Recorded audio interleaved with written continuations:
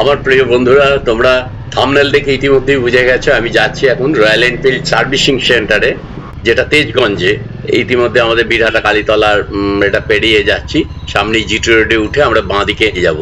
তোমাদের বলি, এর মধ্যে অনেক জার্নি করেছি, আর কলকাতা তো হামেশাই যাতায়াত করছি, কিন্তু তোমাদের সেগুলো দেখানো হচ্ছে না। জল কাদায় বৃষ্টিতে এত জার্নি করেছি, বাইকটাও একটু কাদা টাদা লেগে, চেনটাও লুব্রিকেন্ট করতে হবে। আর একটা ফেরার সময় সেদিন কলকাতা থেকে ওই ডানকুনির ওখানে গাড়িটা একটু উল্টে গিয়েছিল মানে ভয়ের কিছু ব্যাপার নেই, বাঁ দিকে স্লো পেতে আমি নামিয়ে দিয়েছিলাম, আর সেখানে রাস্তা খুব খারাপ ছিল, লেগ গার্ডটা একটু বেঁকে গিয়েছিল, ওটাকেও দেখি ঠিক করতে হবে। আজকে সার্ভিসিংটা খুব ইম্পর্টেন্ট। কি কি খরচ হলো, কোথায় কোথায় কি কি লাগলো, কিভাবে হলো, ডিটেলস তোমাদের দেখাবো। তোমরা যারা রয়্যাল এনফিল্ড চালাও তারা এটা প্লিজ তোমরা দেখো, তোমাদের এটা কাজে লাগবে এই সার্ভিসিংটা। ইতিমধ্যে আমরা চলে এলাম সৌদামিনী মিষ্টান্ন ভান্ডারের সামনে। এখানে রাস্তা খুব খারাপ, দেখতে পাচ্ছ তোমরা, একদম রাস্তা সারানো হচ্ছে। দেখো কি অবস্থা রাস্তার এইখানটায়। ফেরবার সময় আমি ওই দুর্গাপুর এক্সপ্রেস ওয়ে যেটা আছে ওইটা হয়ে ফিরবো, আর এদিকটা দিয়ে আর ফেরা যাবে না। আজকের ওয়েদারটা খুবই ভালো। ইতিমধ্যেই চলে এলাম রয়্যাল এনফিল্ড শোরুমে।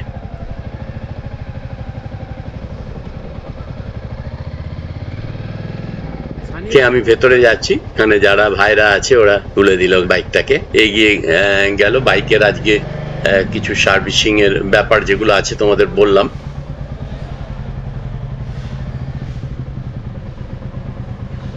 দেখো কিরকম অবস্থা, দেখো তোমরা বুঝতে পারছো না, লাইটটা ওদিক থেকে আসছে বলে একদম কাদা টাদা লেগে খুব বাজে অবস্থা রয়েছে। সব থেকে বড় কথা, চেন লুব্রিকেন্ট তো করতেই হবে, কেন ওখানটা একদম কিরকম বিচ্ছিরি হয়ে রয়েছে। যা যা কিলোমিটার দেখার ব্যাপার, কি কি প্রবলেম হয়েছে না হয়েছে সেইগুলো সমস্ত বললাম। ইন্ডিকেটর এই লাইটটা অনেক সময় নিচ্ছে না, এখানে সবুজ আলোটা, গ্রিন লাইটটা, মানে ইন্ডিকেটর লাইটের প্রবলেম হচ্ছে না, মানে অনেক সময় এইটা টেপাতে এই যে এইটা টেপাতেও অনেক সময় নিচ্ছে না, নিভে যাচ্ছে, আবার অনেক সময় নিচ্ছে না। এইটা ওইটা বলে যাই বলি না কেন, ওনারা বুঝে গেলেন এবং যা যা করতে হবে সবকিছুই কম্পিউটারে ইনকর্পোরেট করে নিলেন, আর আমাকে সইটাই করিয়ে নিলেন। এদিকে আমার রয়্যাল এনফিল্ড মিটিয়ার 350 দেখো সার্ভিসিং চলছে, মানে আপাতত ধোয়ার কাজটা চলছে, এবং বাইকের একবারে আগা পাঁচতলা সমস্ত দিক যেভাবে করছে, এটা বাড়িতে সম্ভব হয় না, কোনো সময় হয় না এইভাবে, এই জলের প্রেসার যেভাবে। আর একটা কথা বলে রাখি, আমি যে এই ছবি তুলছি তোমাদের বলে রাখি, আমার কিন্তু ওনাদের শুভেন্দু বাবু বাইনারা যারা আছেন পারমিশন নিয়েই এইভাবে ছবিগুলো তুলছি। আমি সঙ্গে চেন ক্লিনার এবং চেন লুব্রিকেন্ট এটা নিয়ে গিয়েছিলাম। দুটো ক্লিনার আর লুব্রিকেন্ট 1 বছর আগে এটা 600 টাকা নিয়েছিল, এটা ভাইকে হ্যান্ড ওভার করে দিলাম। আর দেখো বাইক কি সুন্দর, মানে একদম ভিজিয়ে আনা হয়েছে। এইবার মোছামুছির কাজ চলবে, কেমন চকচক করছে এখন দেখো। এইবার শুরু হলো, এই ভাই মানে এখন ভেতর থেকে কোথায় জল টল আছে এগুলো সমস্ত মুছছে, এরপর তো হাওয়া দিয়ে পরিষ্কার হবেই, সমস্ত ক্লিনিং হচ্ছে, মানে সুন্দর করে একে একটা রূপ দেওয়ার চেষ্টা করছে। এবার র্যাম্পে উঠবে, যেমন ওই মানে ইয়ে হয়, বিভিন্ন শো হয়, সেরকম র্যাম্পে উঠিয়ে দেওয়া হলো, মানে তার সৌন্দর্য এবার দেখানো হবে, কিভাবে সব ভেতর থেকে বাইরে থেকে সব ঠিকঠাক করা হবে। দেখো তোমরা, দেখাই। প্রথমেই পেছনের চাকাটাকে ঘুরিয়ে একটু লুজ করা হচ্ছে, করে এখানে আমরা যেমন সাইকেলের চেন যেমন টাইট করা হয় ওই টাইপেরই ওই টাইট করা হচ্ছে। চেনটাকে বিভিন্নভাবে হাতে করে দেখে করে এই যে চাকাটা অ্যাডজাস্ট করে ব্যালেন্সটা করে, এমনি শুধু একদিকে টানলে হবে না তো, দুদিক থেকে করে এটাকে ব্যালেন্স করা হচ্ছে। প্রথম চেনটাকে ঠিক করা হলো যাতে খুব লুজ না থাকে, খুব লুজ হলে হবে না, খুব টাইট হলেও হবে না।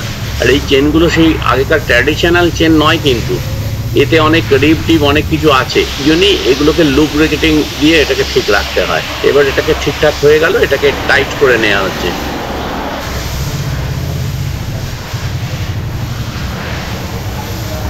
এইবার হাত দিল ব্রেক শুতে, এই যে দেখো ব্রেক শুটাকে এবার খুলছে, কেন ব্রেক এই আমরা যেটা দেখছি প্লেট, যেটা ডিস্ক প্লেট যেটাকে বলছে, এটা আমরা সামনে দেখতে পাচ্ছি, ওইটাকেও ঘষবে। আর দুখানা এই যে ব্রেক শু আছে দুপাশ থেকে যেটা চেপে ধরবে, এমআরই পেপার দিয়ে এটাকে ঘষবে।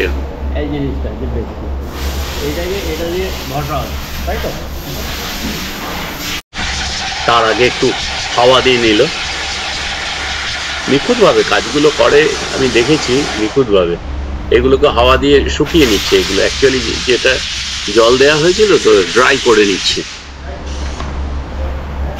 আর যে কাঁচ ছাড়াও যা জল থাকছে সেগুলো মুছে নিল ওরা।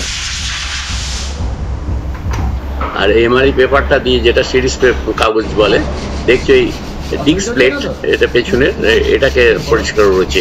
এর দুপাশে এই ব্রেক সুচ দুটো চেপে ধরে, যেই ওখানে আমরা ব্রেকটা করি তখন দুপাশ থেকে এটা চেপে ধরে। হাই স্পিডের মধ্যেও কিন্তু এটা দাঁড়িয়ে যায়, গাড়িটা দাঁড়িয়ে যায়। এটা একটা অবাক করা কাণ্ড, দারুণ ব্যাপার।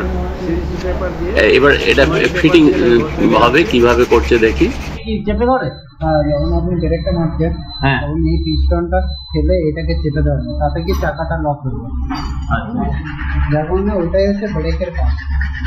আচ্ছা, যখন ব্রেকটা করা হয় তখন এই পিস্টনটা এখানে চেপে ধরে, যে চাকাটা লক হয়ে যায়। দেখিয়ে দেবেন উনি, ওটা পড়াশোনা। দুপাশে দুটো ব্রেক শু থাকে, ব্রেক শুটা ঘষার পরে এরকম হলো। এইখানে একটা পিস্টন থাকে, এই পিস্টনটা দুদিকে চাপ দেয়, দিয়ে ডিস্ক প্লেট যেটা থাকে ওটাকে চেপে ধরে। এখন ভেতরে যে ময়লা আছে ওটাকে বের করা হচ্ছে।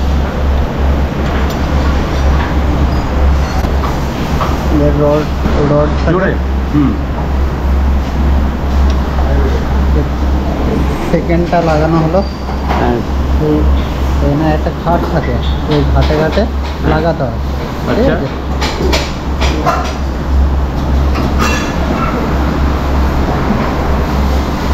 এই ঘাটে ঘাটে লাগানোর পর এটাকে ঠেলে দিলে তারপরে আমাদেরকে বক্স প্লাসের সাহায্য নিয়ে টিপে ধরে রাখতে হয়। তাতে কি এর একটা হোল্ড আছে, এই হোল্ডটাকে আমাদেরকে এই লকটা পিন করতে হবে।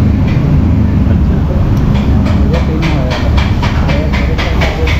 যখন আমি চাকাটা ঘুরছে এটা মারার পর এর ভিতরে পিস্টন থাকে, এই পিস্টনটাকে ডিসপ্লেটাকে আঘাত করে এটাকে আঁকড়ে ধরে থাকে, তাতে ব্রেক হয়ে যায়, এটা লক হয়ে যায় চাকাটা।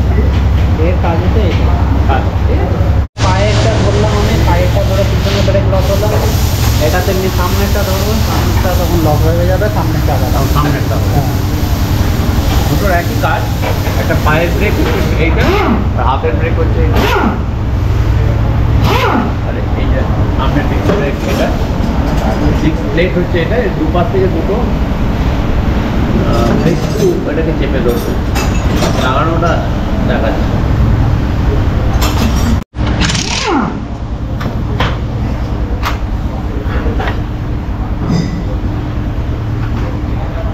সামনে ডিসপ্লেটাও ঠিক আছে, অসুবিধা নেই। আচ্ছা, এখন করবো এই যে এই পিস্টনটা কথাই বলছিলাম। আচ্ছা, যখন আপনার পিস্টনটা লাগানো রয়েছে, যখন ব্রেকটা মারছি এই পিস্টনগুলো উঠে যায়, উঠে এই ব্রেকটাকে লক করে। এই যে মিডিলে ডিসপ্লেটটা থাকে, যখনই ব্রেকটা মারা হয় এই ডিসপ্লেটগুলো প্যাডগুলো এমনি হয়, ঠিক আছে, জড়ো হয়ে যায়, তখনই এটা লক হয়ে যায়। যখন আপনি ছেড়ে দেবেন তখন এটা আবার ফল্ট হয়ে যায়। এত স্পিডে কী করে হয়? এত স্পিড অবস্থায় কী করে হয়? এত স্পিড অবস্থায় এর পিস্টন তেমনি টাইট সিস্টেম রয়েছে, ঠিক আছে। যখন আপনার তার মধ্যে এপিএস সেন্সার দিয়েছে, এপিএস সেন্সারের জন্য এত স্পিড চলাকালীন কুইকলি কাজ হয়। যাতে স্পিড না হয় তার জন্য আপনাকে এবিএস চার্জটা দিয়েছে, এবিএস সেন্সার লাগানো রয়েছে, ঠিক আছে।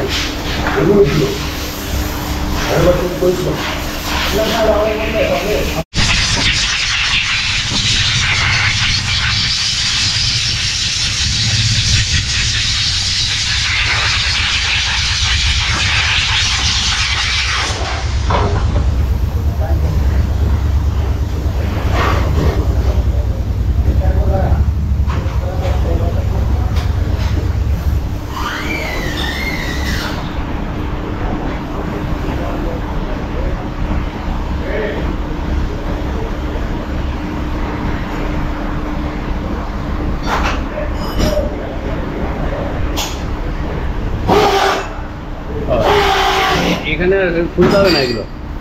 না, এখানে খুলতে হবে না, এইখানে একমাত্র চেঞ্জ করার সময় খুলতে হবে। ও, সামনের ব্রেক শুধু চেঞ্জ করার সময় খুলতে হয়? খুলতে হয়, এটা আমি যেহেতু উপর থেকে ঘষে লাগানো যাবে, আচ্ছা, অসুবিধা হয় না। মানে এই সামনের ব্রেকটা হচ্ছে উপর থেকেই লাগানো যাবে, ওটা খুলতে হয় না। এই ব্রেকটা খুলে করতে হয়, ওপর থেকেই ক্লিন করা গেল।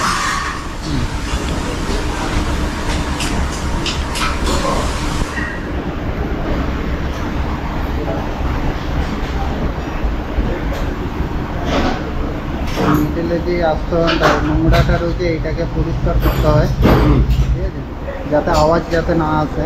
আচ্ছা, যদি ধুলোবালি থাকে তাহলে আওয়াজ চলে আসবে সামনে ডিসপ্লে।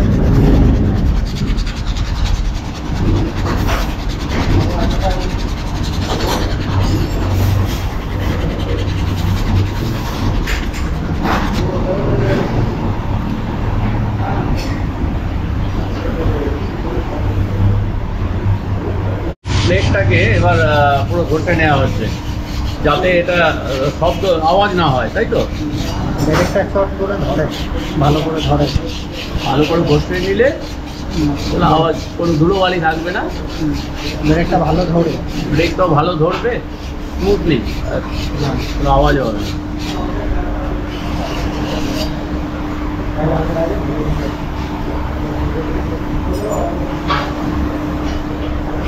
ফিটিংস হচ্ছে এখন।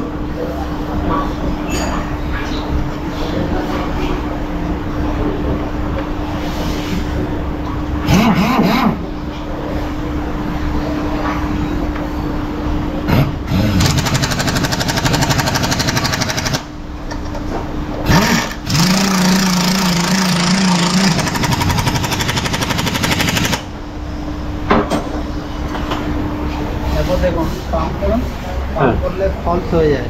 হ্যাঁ, ফলস হচ্ছে। এরপর মেরে যান। হ্যাঁ, এইবার হয়েছে। এরপর আস্তে আস্তে পিস্টনগুলো ঠেলে দিন হ্যাঁ হ্যাঁ, ব্রেকটা লাগানো হয়। যে পিস্টনগুলো আপনাকে দেখানো হবে। প্রথমে ফলস হচ্ছিল, তারপরে ঠিক হয়ে গেল, আর অসুবিধা নেই তো? চেন ক্লিনার, চেন ক্লিনার প্রথম দেওয়া হচ্ছে।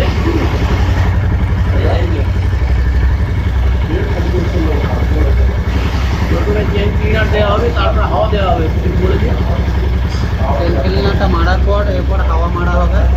চেন ক্লিনারটা একটু বেশি মারতে হয়, বেশি মারলে নোংরাটা পড়ে যায় সবটাই। আর লুপটা সবসময় কম মারতে হবে।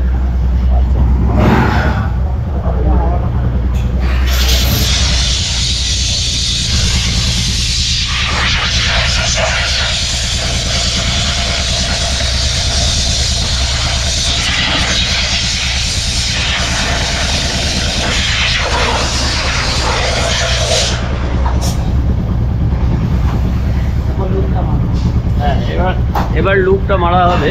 লুপটা কিন্তু বেশি দিতে হবে না, এই যে হ্যাঁ, লুপটা দিচ্ছে।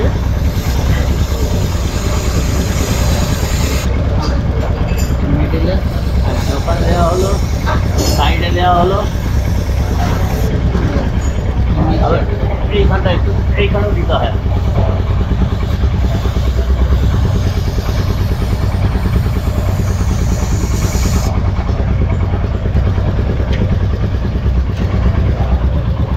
লুব্রিকেন্ট হলো, ওইটি ছবিটা তুলছি।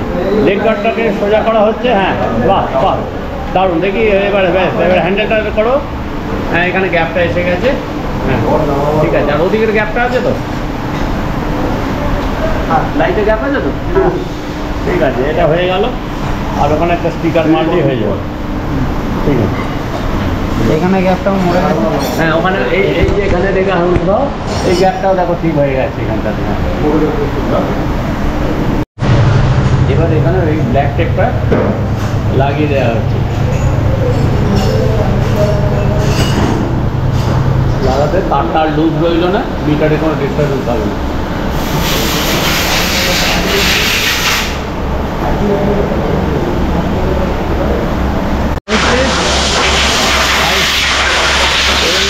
সব কমপ্লিট হলো মোটামুটি।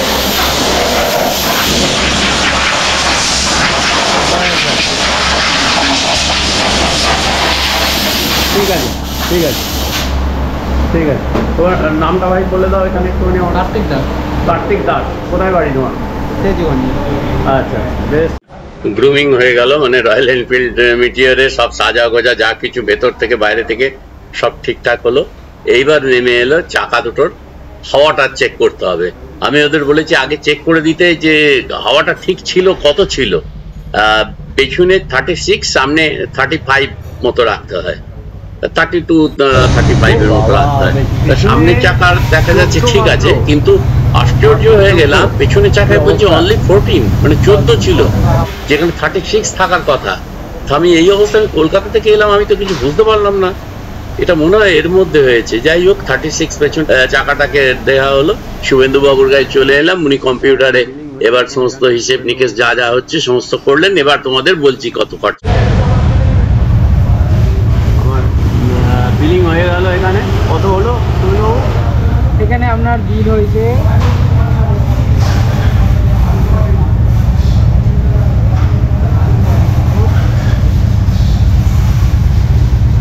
236 টাকা। 236 টাকা আমার বিল হয়েছে, যা যা করানো হলো। এই হচ্ছে ব্যাপার। ওয়াশিং 118 টাকা, আপনার কনজিউমার চার্জ 1 টাকা। হ্যাঁ হ্যাঁ, ঠিক আছে। ক্যাশে এলাম, পেমেন্ট করছে 236 টাকা, তার মধ্যে 118 টাকা ওয়াশিং চার্জ। গেলাম, ভালো আছেন তো? হ্যাঁ হ্যাঁ, ঠিক আছে, ভালো থাকুন। আচ্ছা, আমার গাড়ি হয়ে গেল, সব কাগজপত্র 236 টাকা পড়েছে। তো এখানে করে দেবো তো?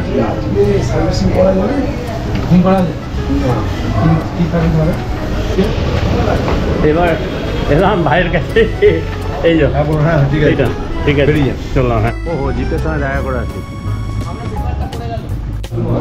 এখানে জিৎ ভাই আছেন, তা উনিও আমাদের সঙ্গে রাইডার। দেখো, আমি এবার ফিরে যাচ্ছি বাড়ির দিকে, হাইওয়ের ওপর দিয়ে যাচ্ছি।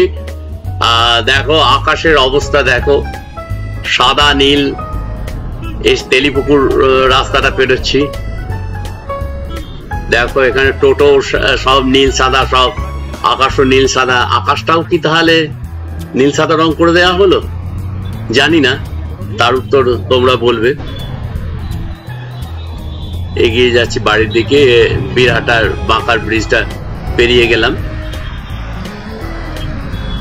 সামনে বীরহাটা মোড় পড়বে, কিন্তু ওখানে প্রচন্ড ভিড় আজকে। এই বীরহাটা মোড়ে ঢুকতে গিয়েও দেখলাম এখানটা দিয়ে যাওয়া যাবে না, আর ওই জন্য ঘুরে আবার আমি ওই সামনে দিয়ে ক্যালটেক্সের দিকটা দিয়ে পাড়ায় ঢুকে গেলাম, এসে গেলাম। যদি ভিডিওটা ভালো লেগে থাকে তোমরা প্লিজ সাবস্ক্রাইব করে দিও চ্যানেলটা, আর কমেন্টস লাইক তো দেবেই, এটা তোমাদের কাছে দাবি।